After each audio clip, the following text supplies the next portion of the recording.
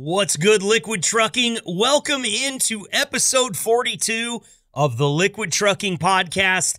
As always, I am your host, Marcus. Thank you for being here with us today. I'm very excited about today's episode. I can barely sit still, to be honest with you, because we're going to talk about one of my favorite things today, and I've got three Liquid drivers coming on the podcast to join me and banter a little bit about college football. It is football season, my absolute favorite time of year, and I've already gone to see my beloved Oregon Ducks pick up a win against the Boise State Broncos over the weekend. I am recording this right now on the 12th of September, and I should tell you a little bit about what's going on in this podcast, not just the content that we're going to be talking about, but you're going to notice in this interview that I have coming up with our three drivers, who are Quincy Rich, Tony Brown, and Matt Kleich. You're going to notice that I sound like I got kicked in the throat, and technically I did. A little context here. My 40th birthday was last Friday, September 6th, and I had a ton of family and friends come into town. My wife threw this awesome party. She rented us a little Airbnb over next to the stadium. We had a taco night and just caught up and played some games and drank some booze on Friday night. And then Saturday, we tailgated all day long, got out there at about 1:15 and did not get home until after midnight. So it was a full day of burgers and brats, playing beer pong, catching up with old Duck fans and friends, and then screaming my voice out with 60,000 of my best friends in the stadium as the Ducks squeaked by a victory from a very talented Boise State team. Of course, I'm going to tell you that because I'm a Duck fan. And I'm going to tell you that while all the pundits might be out there telling you that the Ducks are frauds, I'm going to tell you that we just haven't gotten it all worked out yet, man. It's a new team every single year. That's the fun part about college football. Yeah, you used to be able to say, you know, it's not a bunch of millionaires out there. Well, it is a bunch of millionaires out there now, but we still have that school spirit like we always have.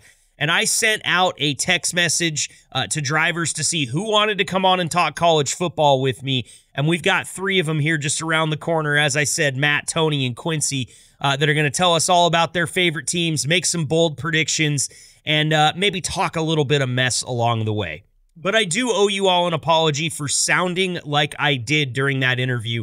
We actually completed that interview yesterday. It was a better time for everybody involved. So I will be honest with you. My voice sounds a lot better today than it did even yesterday. And while I tried to keep it from breaking and I tried to keep from squeaking, it's college football season, man. I'm too excited. I wasn't able to do it all the way through. But I do apologize for the self-inflicted wounds that came home with me from my 40th birthday celebration. I'll make a promise to you that I will keep it below my top register when I am screaming my lungs out at Autzen Stadium.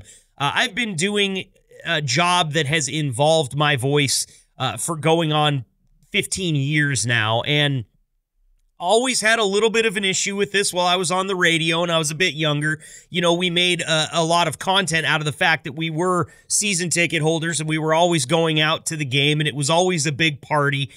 You know, that was the younger days of Marcus. But I will be honest with you here too. As I said, I was reliving a bit of those younger days over my 40th birthday weekend, and so happy that my team could pull out a win. But there are no excuses for self-inflicted wounds, and the lack of voice that I had during the interview was obviously it was a self-inflicted wound. There's nobody else to blame for it. I could have shut up. I just didn't. So I will make this promise to you. You're not going to hear my voice sound nearly as blown out for the rest of the football season. In fact, Oregon doesn't have another home game until October, so we're going to get a few episodes out of me here where I'm sounding as good as what I normally do, if that is not the most stuck-up and conceited way of saying it. But listen, it's mostly the technology, okay? If you talk to me man-to-man in person, you might notice I don't sound quite as good as I do on the podcast. Well, yeah, I've got a lot of technology working in my favor here.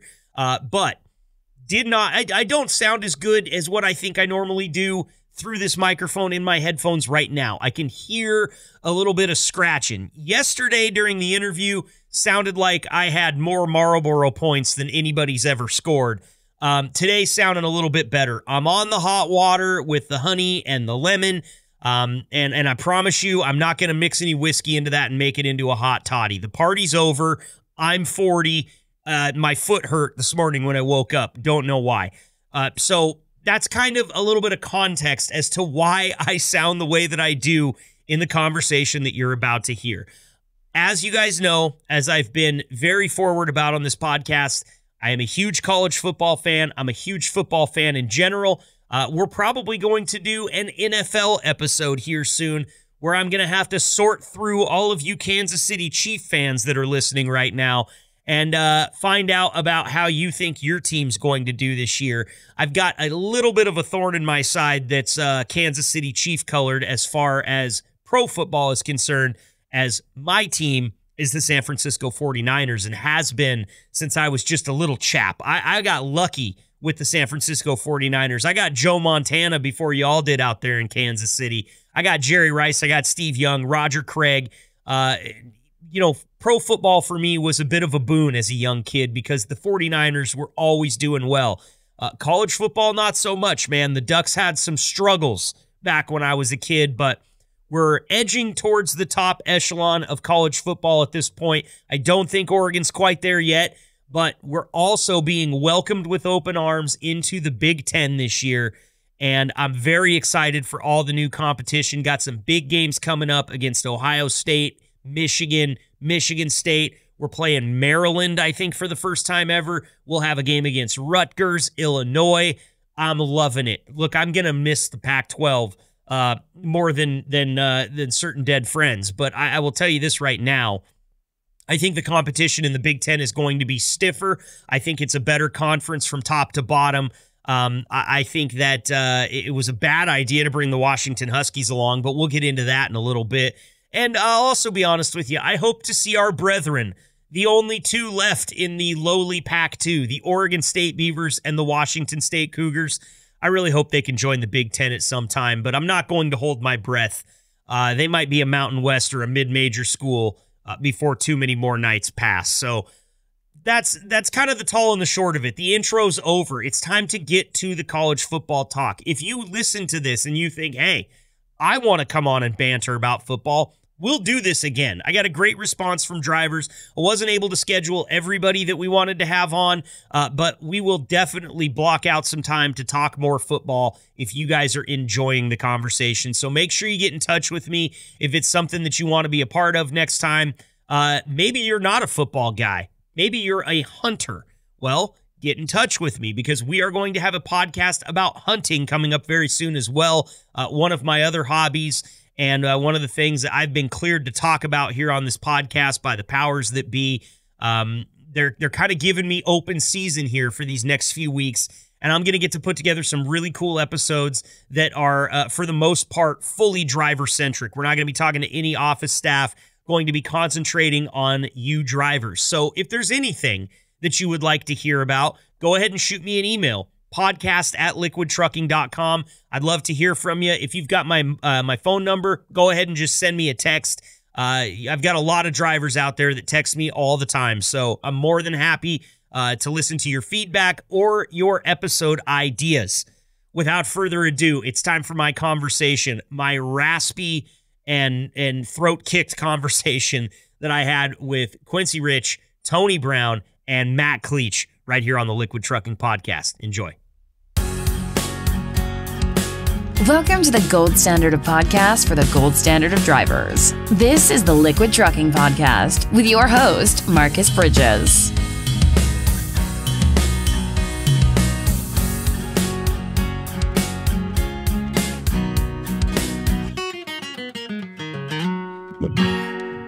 All right, joining me now on the Liquid Trucking Podcast for a college football talk. I've got 3 Liquid Trucking drivers, and they are all just chomping at the bit, waiting to come on here and support their teams. And I pulled a little bit of a fast one this time. The first driver I'm going to welcome is here to talk about the one, the only, the best team in college football, the Oregon Ducks. Please welcome Quincy Rich, Liquid Driver. Quincy, thanks for being here, buddy. Yeah, thank you. Go Ducks. Go Ducks. You know, we got a little saying over here in Eugene that we like to say, and it's an acronym, and it's GDYSOB. Do you have any idea what that might stand for? You know, I haven't been a Ducks fan all my life. Probably not. You might have to explain that one. We just used to like to yell, "Go Ducks, you son of a bitch." So that's GDYSOB. Yeah, you know, we would try our best to keep it kid-friendly, so we went ahead and abbreviated it. But, you know, I can never speak for what might come out of my mouth after a few sodas, oat sodas, if I'm being honest with you. Also joining us today to talk some college football, he's here to support the Nebraska Cornhuskers. We've got Matt Kleich back on the show. Matt, what's up, man? Hey, go Big Red! Yep. I was waiting for that. You let him in here? You know? Yep. Born in Colorado, but a big Red fan. Awesome. Well, we're going to get into talking about Colorado here in just a minute as well, because, of course, a big win for Nebraska over the weekend over Prime Time and his Colorado Buffaloes. And I also will welcome yet another fan of an undefeated Big 12 team in here today. We've got Tony Brown on the line to talk about those cowpokes out of Oklahoma State University. Tony, thanks for being here, my friend. Hey, glad to be here. Orange power, baby, all day. You know, you said something to us in the text group when we were setting this up, Tony. You said it was the real OSU. And, you know, the only OSU I'm super familiar with is like third or fourth in line for that title. And that's a little brother up north, the Oregon State Beavers, for me. But same colors as you cowpokes out there. Do you ever get sick of seeing the Oregon State logo in black and orange, kind of pirating the cowpokes there? No, I can't say. The only ones I can see pirating anything is Wyoming, and that's because they use Pistol Pete as well, which is our mascot. It's from Oklahoma, so I don't know where they thought they could steal that one from. Well, I hear it's pretty boring out there in Wyoming. I'm not sure that they had too much to choose from. And, you know, Wyoming got beat by the Idaho Vandals over the weekend, so as far as college football is concerned, they're irrelevant right now. So we won't even worry about them. You're the only Cowboys that matter. Right. All right. The only Cowboys that matter. Yeah. I can tell you're not a Dallas fan either, and we'll talk some pro football on this podcast at some point in time as well, even though I know I'm just going to have to sort through a bunch of you Kansas City Chiefs fans out there. So, but that's that's dealing with football in the Midwest, boys. So, you know what, Tony, since I'm already chatting with you, I want to start with you. The Oklahoma State Cowboys up to 2-0. Heading into conference play here shortly in the Big 12. What's your outlook for the Cowpokes this year in that definitely beefed up Big 12, new look Big 12 that you've got? Yeah, they're starting out. I love my Oklahoma State Cowboys. I want to root them. You know, I'm a diehard Cowboy fan, but at the same time, my outlook for them, it's just going to be another bowl game this season. I don't see them doing anything real big. Not the way they played against Arkansas this past Saturday. That was a nail biter. Boy, it really was. We were actually watching that at the Airbnb on Saturday morning, and I just kept thinking, man, hand the ball to Ollie Gordon. He's the only one that looks like he knows what's going on out there right now. Ollie is a powerhouse. You get him, you get them blockers doing what they're supposed to do, and I tell you what, he'll take it from there. Yeah, and it didn't look like the blockers really knew what they had going on for the first part of that game, but cleaned it up a little bit in the second half. And I can tell you, as an Oregon Duck fan, a nail-biter win is a win. That's all that matters. Yeah. Well, Oklahoma State has always been, because at halftime they were down 21-7 at the half, and I knew it wasn't over yet. A lot of people are going to be like, "Oh, that's game. They're, good luck with them coming back." But if you anyone has ever paid attention to Oklahoma State over the last 2 decades, is Oklahoma State, especially under Gundy, is a second half team. I love it. Whoever the opponent is, they I almost think Gundy does it on purpose. Let you get big-headed going in that first half, and then he just comes out and stomps you into the ground. And I don't know. They've always been a second-half team. And that's equal parts fun to watch and frustrating because you, as the fan, see it coming. You know the team's going to perform better in the second half, but you also know that, hey, let's not dig ourselves too big of a hole in this first half. Yeah. They'll keep it tight. They'll keep it close. They'll let you think you're getting up on top. But what they're doing is they're watching. They're watching your offense, watching your defense. You can go into half thinking, all right, this is where we're at. We got to keep doing what we're doing. But Gundy's mind is let them keep doing what they're going to do. This is where we're changing, or this is what we're not changing in case they decide to change. And it baffles the opposing team. Mike Gundy, the owner of one of the best press release rants or press conference rants in the history of sports, if you ask me. I would yell it right now, but my voice will crack and it will be very embarrassing, but I will just quote it instead by saying, I'm a man. I'm 40. I loved that speech. I got so much mileage out of it when he took off after that, and I loved why he was doing it. You know, he got really fired up. A lot of people gave him some heat for it, but he was standing in between the press and a young quarterback on his team, if I remember correctly, and you want your coach to do that, man. There's no question about Mike Gundy. He's bought into the Oklahoma State football program, and you got a great one over there, man. So I'm looking forward to what they do this year for sure, Tony. Yeah, I am too. He is a man that will defend his players to all accounts. If they're in the wrong, he's going to take care of it. But if he knows that they're being punished for something outside their control, just like that interview a couple of years ago, I'm a man. I'm 40 years old. I'm a man. You come at me. Yeah. He is not afraid to defend his players or his any of his coaches. Now, real quick, he will defend them. He will, and you're 100% right. And real quick, before I turn the page on introducing your fandom and talking about your team a little bit here, I want to ask you how you feel about this new look Big 12, welcoming in Arizona, Arizona State, BYU, Utah to the conference this year. Now, also going to welcome in Colorado, who just got the door slammed shut on their face by Nebraska over the weekend. I got to tell you something here.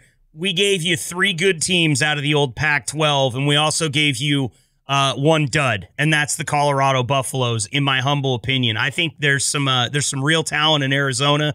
I think Arizona State's on the uprise, and Utah is going to be good for as long as Kyle Whittingham decides to coach. It's just, the sun sets at night, and Kyle Whittingham turns in a 7 or 8 or 10 win program every year. So how do you feel about your conference outlook this year, Tony? The only one that really kind of gives me the skin crawls a little bit would probably be Arizona State. We played Arizona a couple of years ago in a bowl game, absolutely destroyed them. They shouldn't have even shown up. Arizona State, I've seen them in the past. They're hit and miss. They're back and forth. Utah, I can't really speak too much about. I haven't really paid attention to them.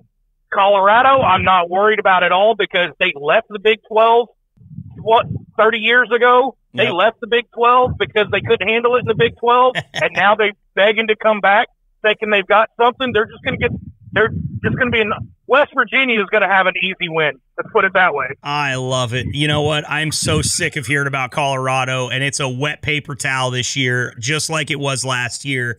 Everybody thought it was a big deal. They had 4 wins.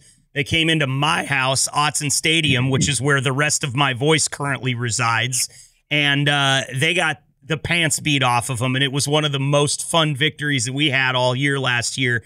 In fact, I made 30 pounds of buffalo burgers or bison burgers for that game, and it was worth every penny that I spent on it. Oh, goodness. So, yeah, I can't root for everybody in your conference, but I will choose Oklahoma State by virtue of my relationship with you. Tony. So let's go, Pokes. And of course, I've got some shit to talk later on in the podcast here. So. Oh yeah, because we still have a feud because of the game a few years ago, several years ago, that Oklahoma State lost to Oregon Ducks. That should not have happened. That was a Fiesta Bowl, right? I don't remember if it was a Fiesta Bowl, but because it was played at Oklahoma State. Oh, it was a home game for OSU, and it was due to an onside kick that the refs called it in Oregon's favor.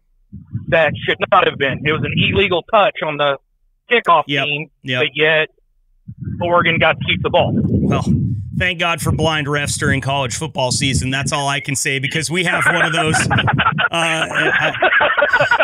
I'm sure that Quincy can tell you we've got one of those over Oklahoma too, and the great Adrian Peterson. That one happened at Autzen in one of the best comebacks that I've ever been a party to. So let's move on now to talking a little bit of Big Ten football. Matt Kleich, go Big Red. You're a big Nebraska fan. Red. I know you're a big Nebraska fan. Nebraska looking at a pretty good year this year with Dylan Raiola and Dante Dowdell. Got a hell of a squad and a coach that you would run through a wall for, just like Mike Gundy. What's your outlook on the Nebraska Cornhuskers this year, Matt? Well, I'm going to just tell you, my guesstimation is 4-8. 4-8? Yep. No, because the same thing happens every year with Nebraska. Every year. Your biggest problem with Nebraska Cornhuskers is the fans. So not only do we got to play against opposing teams, and we got to have a coach, but we got to make sure that the fans are satisfied. Okay. So our coaching staff results of the fans, then the head coach, and then the players. Because if you piss off the fans, well, you got to watch out for our sellout record. Because by God, if we don't have that, we're not a team. and if that coach or them players hiccup one time, man, they'll get booted. But we'll pay for them when we're done. Once we fire them, we'll pay for them. I'm the most honest Nebraska fan you will ever meet. I can tell. I can tell. So if they do better than 4-8, I'll be really happy. If we make a bowl game, I'll be really happy. We played UTEP. Okay. We played Colorado was the only game I wanted to win. That was the only one. I don't care about the rest of them. As long as we beat Colorado. The rest of the time, we got University of Northern Iowa coming up. That should be okay. But we got Illinois. We're not even in a conference play yet. We're not playing people that really want it, Okay, we're just not. We're not. So let me do a little exercise here with you. Let's walk through this Nebraska schedule, because I know we've got a lot of Nebraska fans listening to this right now. Oh yeah, I'm gonna pee off somebody. you are, and that's why we brought you here. When you're talking college football, you can't win them all. It's like being a baseball umpire. At least 50% of the people listening are going to be pissed off at what you have to say. I say we have some fun with it. So Northern Iowa is your next game. You're thinking that's going to be a win? Yeah. We should do pretty good. I think Raiola's good. I think as long as our defense stays focused and we can pull this together, yeah, I believe really easily we'll beat Northern Iowa. Shouldn't be a problem at all. Okay. Next up, I'm not saying it's going to be a wipeout, but we should be okay. Well, next up after that, you've got your fourth home game in a row welcoming conference rival Illinois to start off Big Ten play. What do you think there? If we win, it'll be by 3 points. If you win, it'll be by 3 points. Okay, following that. Yeah, that would be – we got who's next after that? It's Purdue, at Purdue. Yeah, we'll lose that one.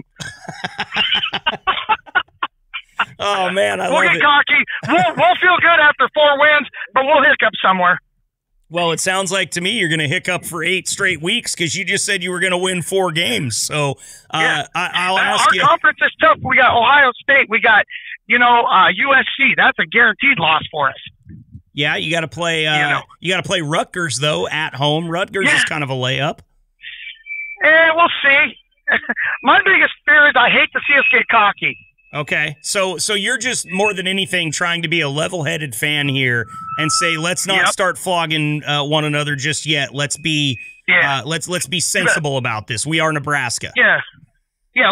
Let's take it day by day. let's see what we're going to do. Let's not get overzealous about it, and let's play some football. Well, one thing let's just play some good football. I see here in your Nebraska schedule as I'm looking through it, Tony, that you did dodge one school. Actually, you dodged a couple schools. You don't have to play Michigan this year. You don't have to play Washington this year. And most importantly, you don't have to play the school that Quincy and I are here to talk about. Oh, and that's the one we'd win for sure. That would be our 5th win. I would root for Nebraska again. I would actually root for Nebraska again. I got to get my rubber boots out. Shit's getting... I fly high, my friend. Yep, the 4-8, it's because I don't want to get... I don't want to be disappointed, I'd rather shoot low and win big. I understand. So how do you feel about Matt Rule as a coach? He seems like he's got Nebraska in his blood. He seems like a perfect fit from an outside view. How do you feel? From a point of view where I'm not a big follow what they do all the time, listen to the coach talk after the game. Matt Rule's very level-headed. I think he's got the team's respect. I really do. I think he's got the staff and the team's respect. Something we haven't had in a while. Yeah, it's true. But he's what, on his 3rd year now? Yes. So 3rd year, and he's building the program. We got a what's that, 5-star freshman quarterback trained by Patrick Mahomes. We spent $1 million on him down there in Kansas City to get trained by Patrick Mahomes. Mm-hmm. So as far as that stands, they're investing finally. They're putting some money into these kids, because Rule wants to win. Yep. And I think Nebraska as a fan base wants to win too. And, now that I can bring Quincy in here and talk a little bit about the Oregon Ducks, one guy you just mentioned there, Dylan Raiola, he was a committed Oregon Duck until the 11th hour and ended up flipping his commitment. You're also got a running back down there that I am a giant fan of in Dante Dowdell, who spent his first couple years at the University of Oregon getting trained under some really good running back coaches as well. That guy runs like a out-of-control F-350, and I love watching it. He is a bowling ball. And I think Nebraska's going to be good. We don't get to play you guys this year, but I think it's going to be a good year for Nebraska, better than most. But I understand your reticence to say we're going to win it all this year, Matt. You're trying to keep a level head on your shoulders. And as a college football fan that has had my heart ripped out of my chest due to my expectations more than I can count, I respect that. I think it's a good idea. I don't get that a lot from people. I get into a lot of arguments. You're not a true fan. You don't bleed Husker red. Well, I don't think anybody really bleeds Husker red. It's more crimson, if you ask me. Quincy, you said you're getting your boots on because the shit was getting thick around here. Talk to me about your outlook on the Oregon Ducks. It's been a bit of a stumble out of the blocks this year. Had some troubles that we didn't think as Oregon fans we would have. There's a lot of calls. You hear the word fraud coming up a lot right now, but I don't buy it. How do you feel about your Ducks after 2 wins over the only schools that the state of Idaho has to offer? I'm going to say we'll go 11-1. The only game I think we're going to really struggle with bad is Ohio State. I think the other OSU. Yeah, the other OSU. There you go. We played these last few games. Watching them, it's just like there's a lot of mistakes. Stuff against Boise State. First time we've ever beat them. But the fumble. Just 7 sacks in 2 games this year. That's more sacks than we allowed last year in total. We allowed 5. That's a concern coming into it. And it seems like to me, watching the game, Dan Lanning's really on that offensive line just keeps substituting players. He just doesn't have a really good A team that can just go out there and hold the front door shut. I don't know. But, offensively wise, I think I'm pretty impressed with Dylan Gabriel. I didn't really know coming after Bo Nix. I didn't know who we were going to have. And, I've been pretty impressed with him so far. But special teams definitely won that game Saturday night for us. Yep, sure did. They sure did. Definitely Tez Johnson running that punt return back. That was big, and he got the Big Ten special teams player of the week, which is pretty sweet. But I mean, like Noah Whittington ran that kickoff return all the way back. I mean, those two right there saved us. They really did. And Oregon's not used to getting saved by their special teams. That's not something that happens in Eugene. Our special teams largely have been an afterthought since Chip Kelly left the program. You know, we had some heyday years with Cliff Harris and some really good returners, but hasn't been that way lately. And to see that happen twice in one game, 2 return touchdowns, although one of them was dangerously close to not being a return touchdown. Smart thinking by our backup kick returner. Noah Whittington actually dropped that ball before he got into the end zone. And just so happened that the duck that followed him into the end zone, I think, noticed that and picked the ball up to guarantee it as a touchdown. But as an Oregon fan, you probably saw shades of Utah a few years back there when we were down in Utah at Rice-Eccles Stadium. And Utah was up on us 14-0 and returned to kick they're up 14-3 and returned to kick for 6 points. But their guy dropped it like 2 yards before he got in the end zone. Oregon picked it up and returned it for a touchdown, and that turned the entire game around. Oregon ended up winning that game going away. But your heart just stopped when you saw that as an Oregon fan.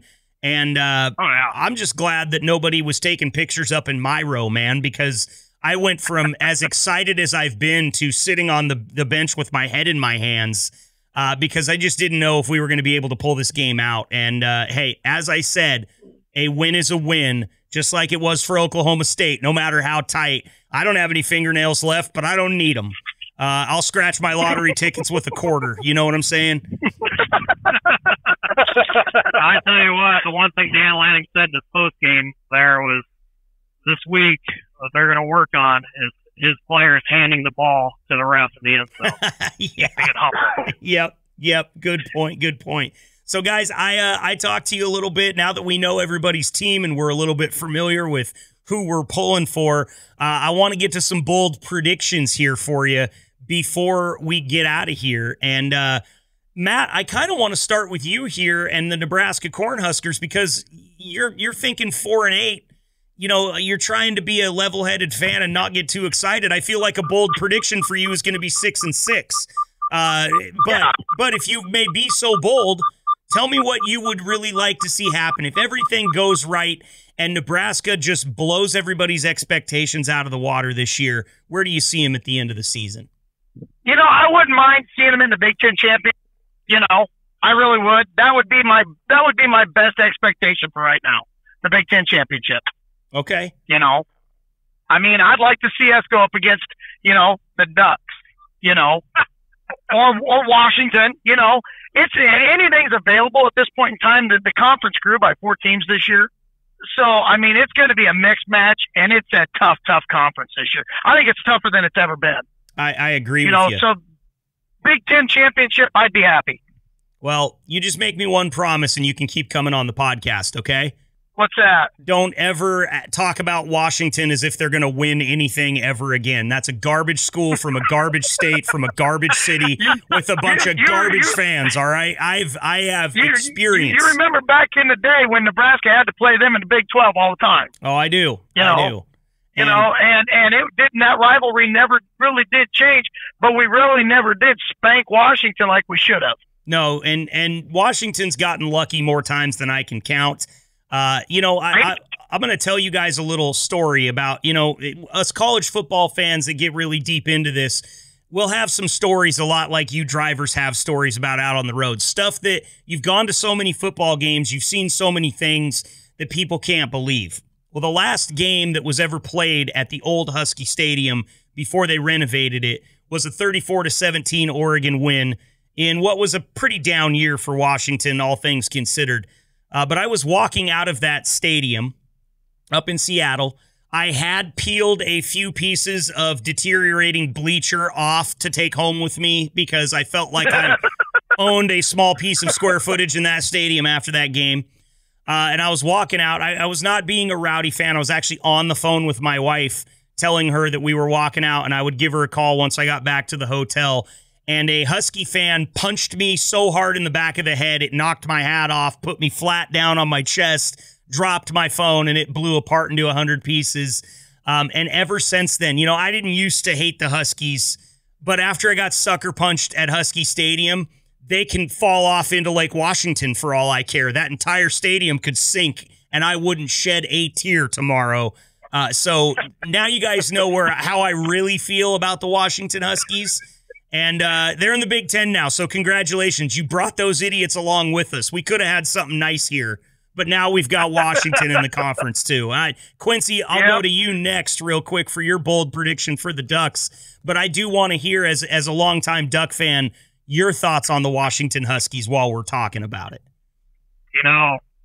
Last year, that was a tough game there at the end when they beat us. I was really not thrilled. But I've never been a big fan of them. Like you said, they're pretty sore losers, and it seems like it goes back and forth quite a bit.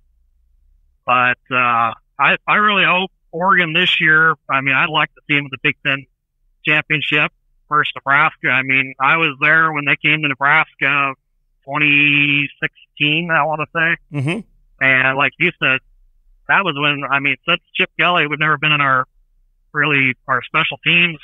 We lost by a field goal, but I remember being at that game. We never took 3 field goal opportunities we had. We tried to punch it in and we failed each time. Yep.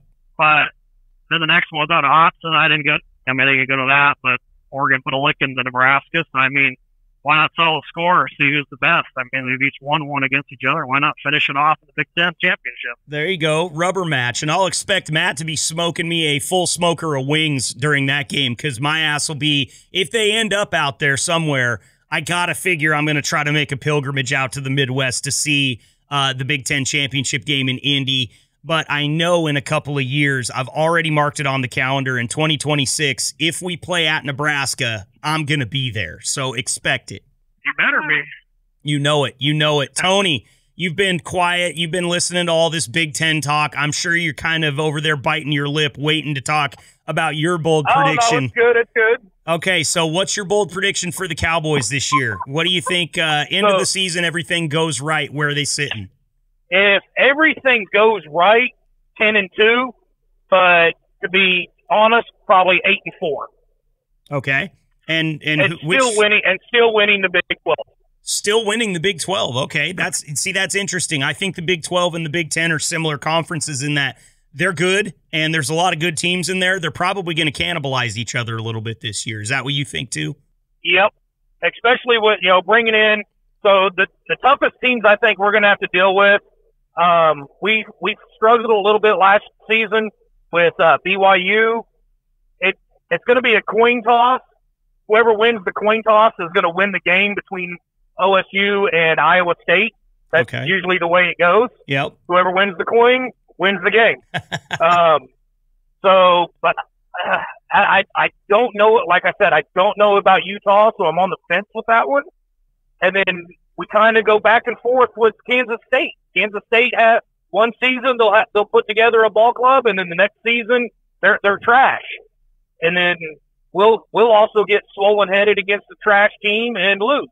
So I'm anywhere between 8-4 and 10-2. I don't think we'll fall anything under 8-4. Okay. Well, we're nothing if we're not a lot of dejected college football fans. Is that not the truth? I mean, you can hear the pause in all of our voices. Maybe not mine. Maybe all you can hear in my voice is just the frog that's residing in it right now. But it's one of those things where, again, you've had your heart ripped out enough that there's no reason to jinx it this early in the season. We're 2 weeks in. I'm not going to say they're going to win the national title. That would be stupid. That would jinx the team.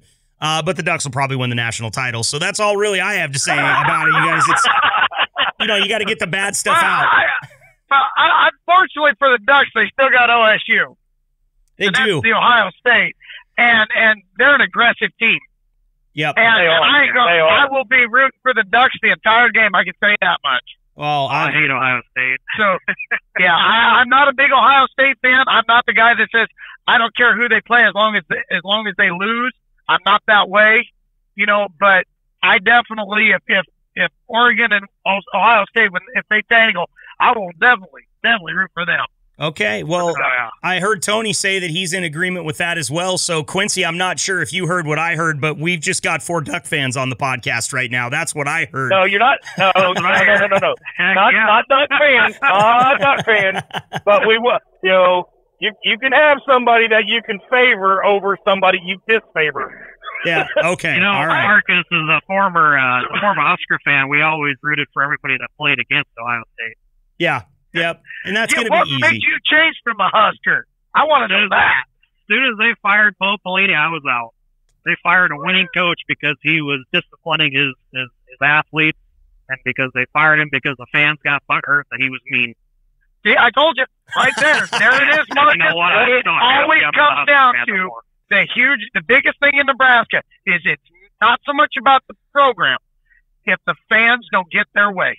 That's interesting. Did you know that the year they fired Scott Frost, if I remember this right, Matt might have to help me here, the year they fired Frost, a donor, bought the rest of the seats to the stadium just to keep the sellout going. Donated like $20,000 just to keep the sellout going because fans weren't going to the game because we didn't like Frost. Wow. Yeah.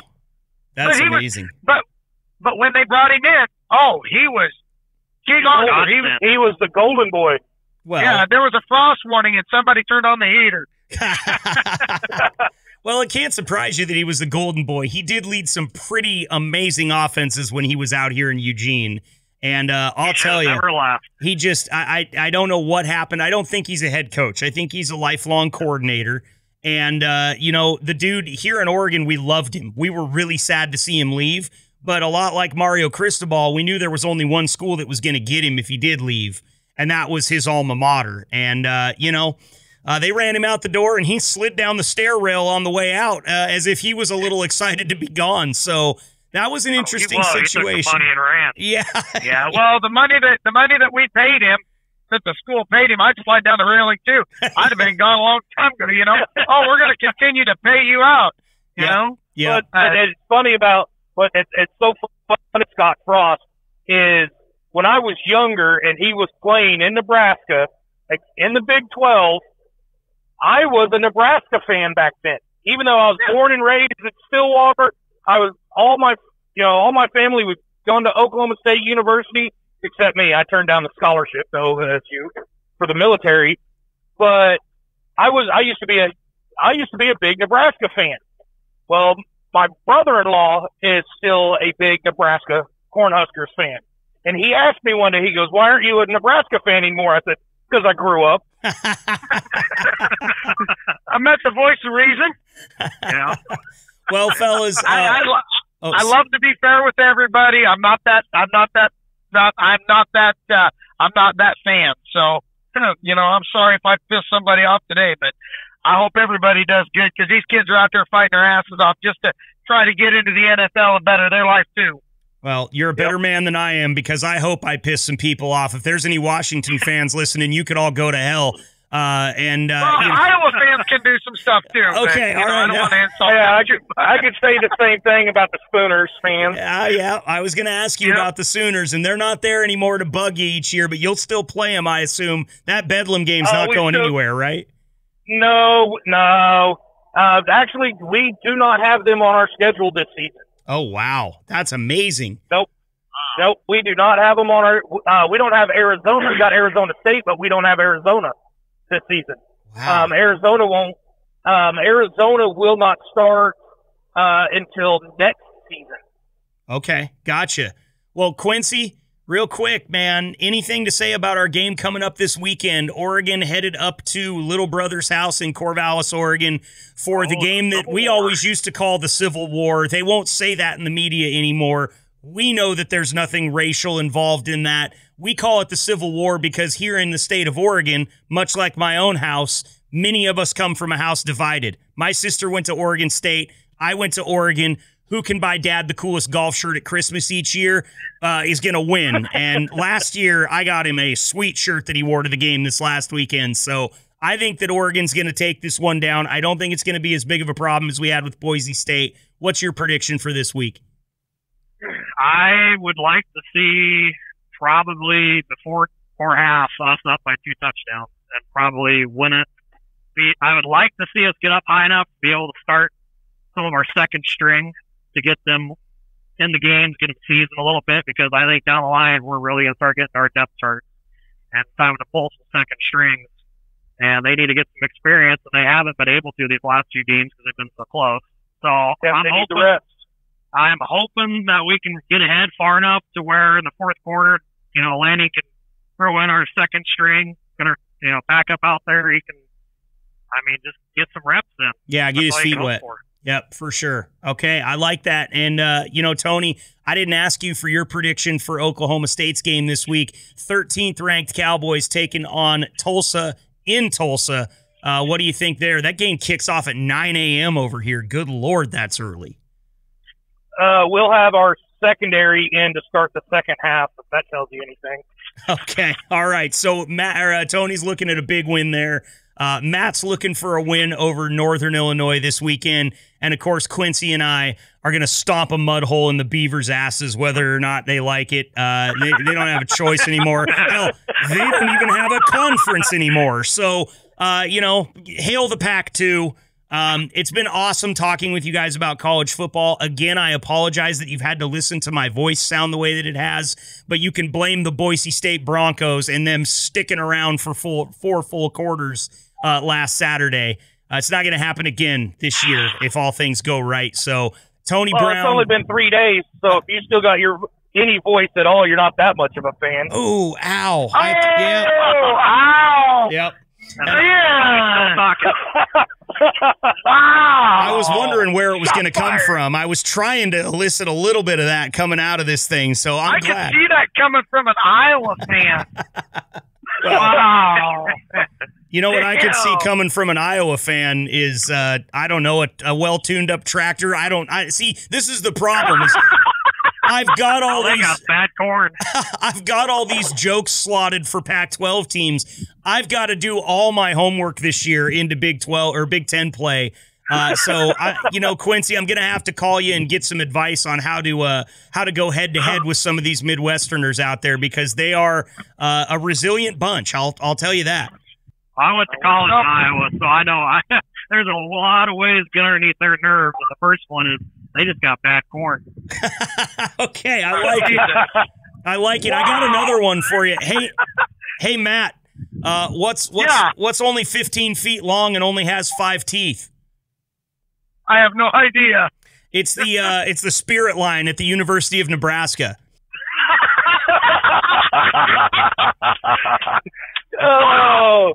I'm looking forward to this season, fellas. I'm looking forward to this season. Joke when it's true, though. Quincy Rich, Matt Kleich, and Tony Brown, thank you so much for joining us. Matt, real quick, what'd you have? There's a frat house that's pissed off right now listening to that joke. Well, I have something, but I don't want to say it because this is supposed to be a family-friendly podcast, so I'm going to leave it until you and I are talking off the air, okay? But thank you guys all. Really appreciate you all being here, and maybe we'll touch back in mid-season, maybe late season. We'll get another one of these going, see if we can add some more drivers to it and talk a little bit more mess. You guys stay safe out there, and thanks for joining us today. Absolutely, it was a pleasure.